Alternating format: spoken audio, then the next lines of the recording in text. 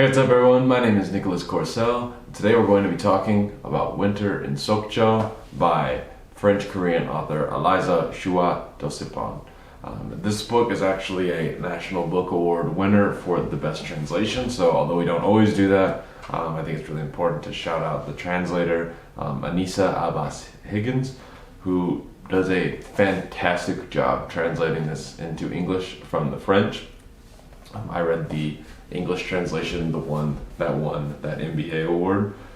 Sometimes when you are reading a book that is translated, I think French really is one of those key languages. French and Russian are the two that really stand out, that often have really uninspiring translations where a lot is lost in translation. This book is not one of those. You really feel a sense of immediacy that the original text would likely have conveyed. I didn't read it in its French, but I've heard that from many reviews, both video and written reviews, that this translation is fantastic, and of course she won the MBA. Another big shout out that I want to do before diving into the review properly is to the cover designer. His name is Luke Bird, and I mean, just take a look a little bit closer. This book is absolutely beautiful. Really captivates you. It really catches your eye when you're at the bookstore. That's why I ended up buying it. I actually went to the bookstore to pick up Michel Houellebecq's new novel about a month or two ago, but wasn't there.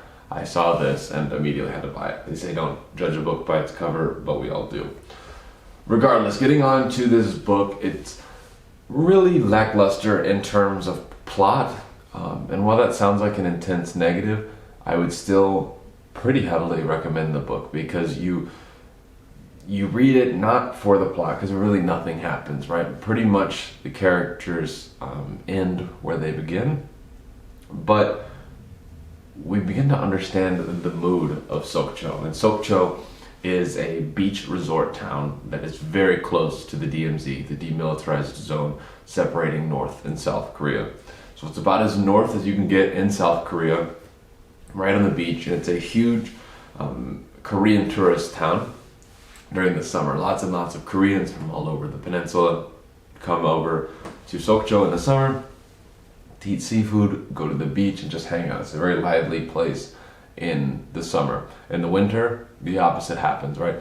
The town becomes empty. It's full of just a few locals, empty guest houses, and all of those things. And our narrator is a half French, half Korean woman, just like the author herself, who works at one of these guest houses that gets slammed in the summer and is a ghost town in the winter. And so the basic premise of this is that we are moodily going through this Korean city of Sokcho with our half French, half Korean narrator as she grapples with her identity and her place in the world. And so she is a French-Korean woman whose French father abandoned her prior to being born. And she speaks fluent French because she studied French in Seoul. She has desires to maybe move to France. And very early in the novel, a man named Yann Girand comes to the guest house to stay. And it's very atypical for a tourist to come to the guest house in the winter, but it's even more atypical for a Western French tourist to come in the dead of winter. The only other guests are other Asian people who, I think there's one that was on a business trip, and I think there's another one that is hiding out after plastic surgery. And this idea of plastic surgery is continually repeated throughout, so we'll touch on that a little bit later, because the narrator's relationship with her Korean boyfriend is a fantastic introduction to a deeper level of the Korean cosmetic culture and the obsession that we see in beauty that in many ways almost corrupts the youth, leading to bulimia, other types of eating disorders that are discussed ad nauseum. But circling back to this French man, he's much older than our narrator. We can assume that he's likely to be the same age as her father. It's never confirmed, but he's this middle-aged French man who openly, I wouldn't say is disgusted by, but he's openly not interested in all things Korea and Korean culture. So he not only stands in as a figurehead for her father that she doesn't know, right? The French man that seduced her mother and left. But also, you could interpret him as a stand-in for that stereotypical parasitic Western tourist, the people who come to Asia to find themselves and interface with it only at a surface level. She is very into cooking, repeatedly making these fantastic Korean meals. The Frenchman has no desire in trying them, no desire in learning how to say them, learning what they taste like, what they are. Instead, he just goes and gets pastries, little things like that from restaurants. He expresses zero desire. His interest in Sokcho is purely one of what can Sokcho give me, not what can I give it or what can I exchange.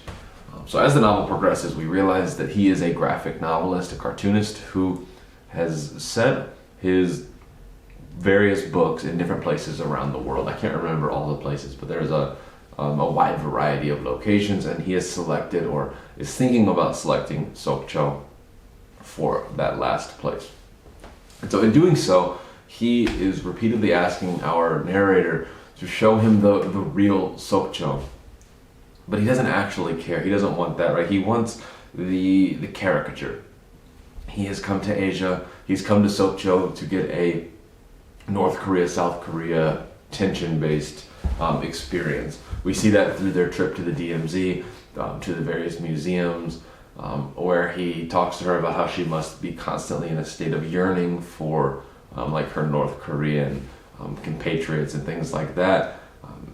And she really kind of pushes back on that, talking about how the issues of Sokcho, the issues of her life are much more interpersonal than a war that she did not experience. But also, it's kind of weird, right? Because she's talking about like how the war doesn't affect her daily life in the way that he thinks it does, but he also speaks of the war as if it's a piece of history, and it's not, right? So the Korean War is still going on. No peace treaty has been signed. We talk about a little bit of history about when a South Korean woman swam too far in North Korea and was shot dead by a North Korean soldier. These things are brought up, and while the Frenchman does say, he's sorry, he doesn't really express any desire to learn about what he's talking about, and then they just move on.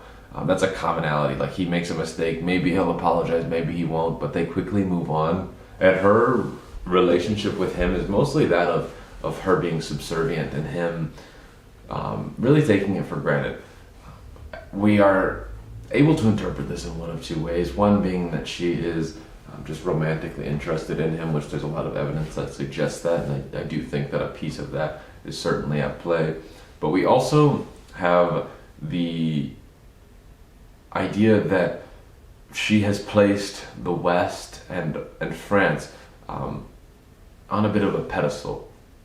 Right, she believes that her French roots are superior to her Korean roots, so we have that at play.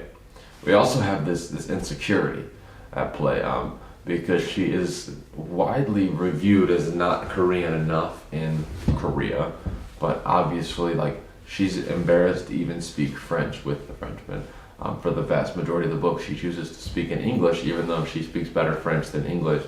So they both choose to speak their non-native language instead of speaking a language that one of them speaks natively and the other one speaks at a university level, if not higher, which is something that's very, very interesting.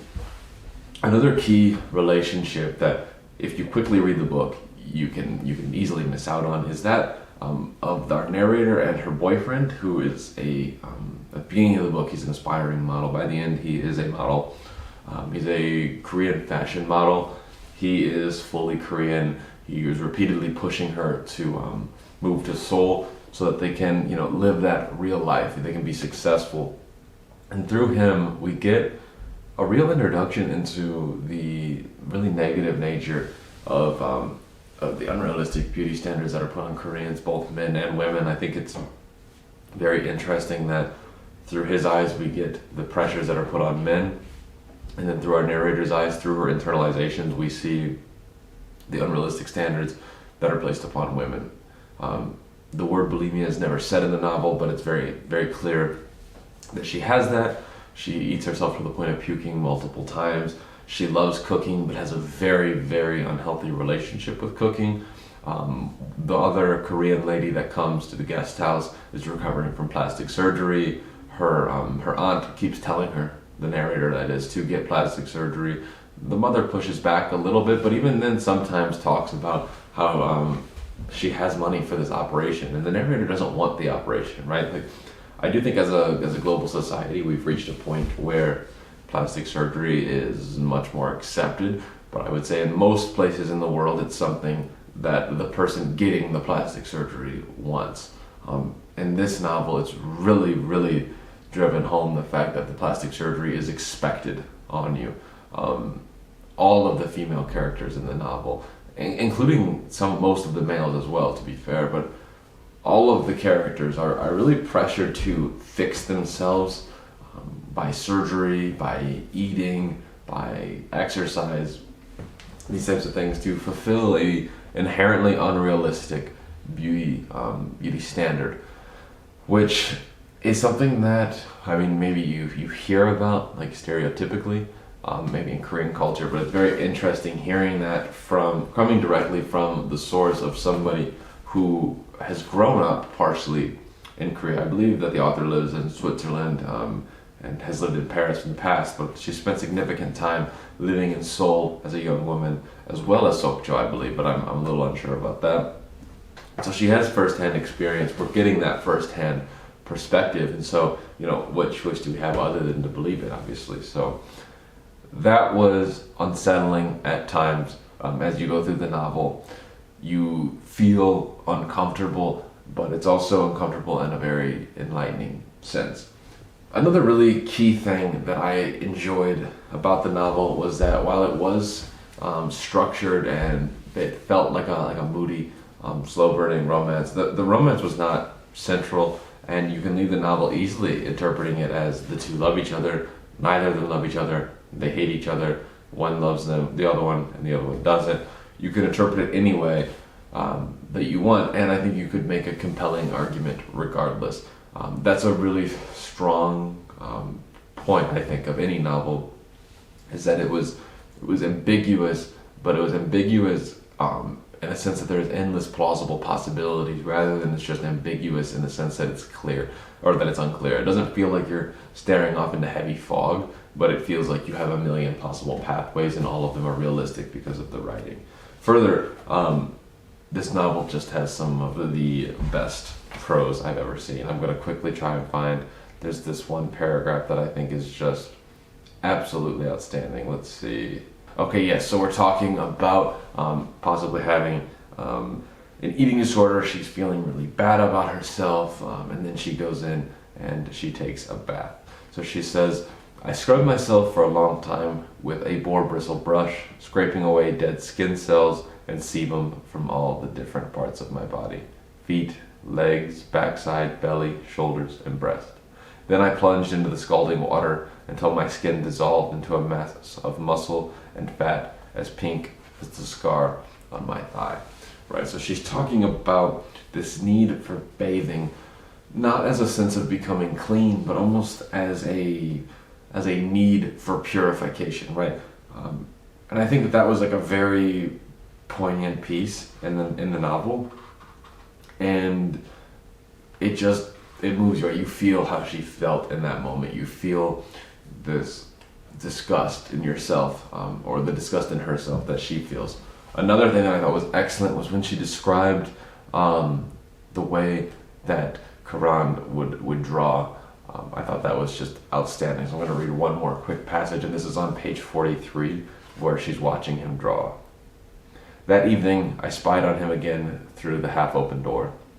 He looked older, bent over at his desk. He'd scribbled an image of a woman's torso, bare-breasted, her back arched, feet half hidden beneath one buttock.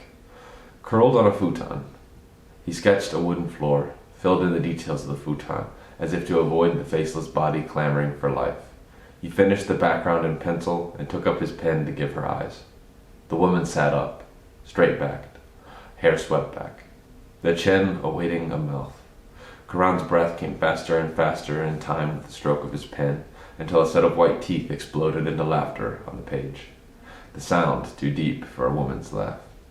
Karan knocked over the ink pot. The woman reeled, tried to cry out again, but the ink slid between her lips, blacking her out until she vanished. completely. So this personification, this writing with immediacy, with force, with vigor, is easily the strongest description of somebody drawing that I've ever read. To be fair, I don't read a lot of descriptions of people drawing, but it's fantastic, and there's several paragraphs throughout. So yes, Winter in Sokcho, I would strongly recommend. This is Elisa Shua Dusapin's first novel. It's certainly good enough for me to read some more, so I definitely will be reading and reviewing some of her future work. I believe she wrote a book that's set in Russia that just came out, so I'm pretty intrigued about that. I might pick that up soon. Regardless, I would highly recommend reading her work, if nothing else, just for a few of those just truly magical paragraphs, which are among the best I've read this year. If you guys enjoyed this video, don't forget to like, comment, and subscribe. My name is Nicholas Corcel, and I'll see you in the next one.